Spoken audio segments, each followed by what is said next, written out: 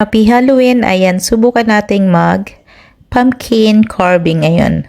Ayan, tingnan natin ito guys. Ito first time kong mag-carve ng pumpkin. So, hindi ako perfect mag-drawing at hindi ako talagang maalam mag-drawing para dito sa pumpkin. So, susubukan ko kung paano ko siya magawa at pagkaroon ng mata. Ayan, kita naman natin guys, 'di ba? Sinubukan ko lang siya or first time ko talaga din gumawa nito. Kaya pasensya na kung ano ang makikita natin dito. Sa akin, ang importante sa akin ay mabuo ko siya or malagyan namin siya ng kandila para umilaw at maging dekorasyon namin sa Halloween. So ayan na guys, nakita naman natin na may mata na siya, may ilong at may bibig. Nakakatuwa nga, tabingi siya. Diba?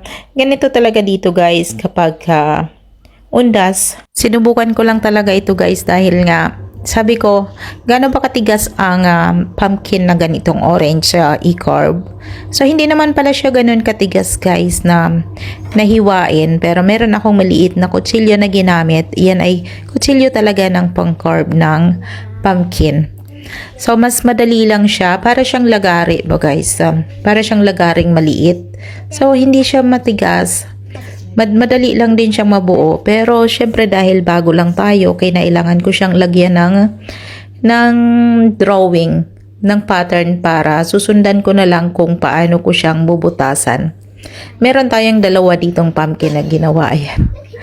Si Genevieve na rin ang namili ng design kung anong design yung aming ilalagay. Ikaw na din ang bahala kung anong klaseng design yung gusto mo.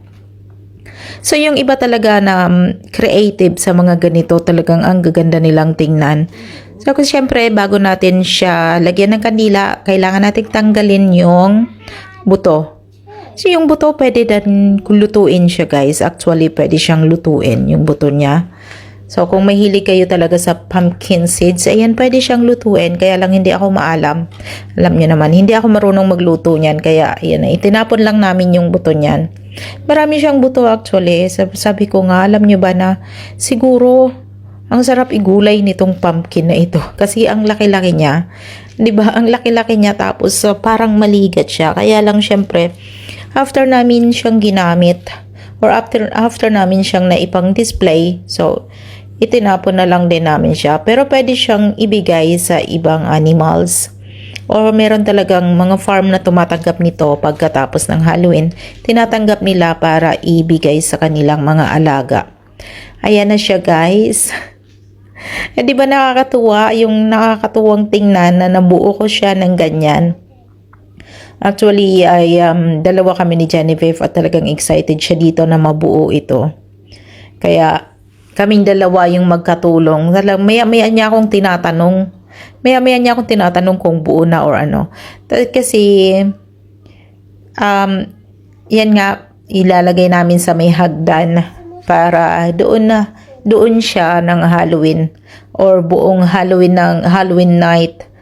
Pero siyempre, pagka ini-off na rin namin yung kandila niya bago kami natulog. Siyempre, kailangan maging maingat ka rin pagdating sa ganito kasi siyempre, apoy siya. Ayan na, maganda siyang tingnan guys pag may ilaw na. Tapos madilim. Kaya lang hindi naman na tiyempo na maganda yung panahon during the time na ginawa namin ito. Happy Halloween! I hope you enjoy my video. And kung hindi ka pa nakakapag-follow sa amin and follow for more guys. Thank you so much. Bye!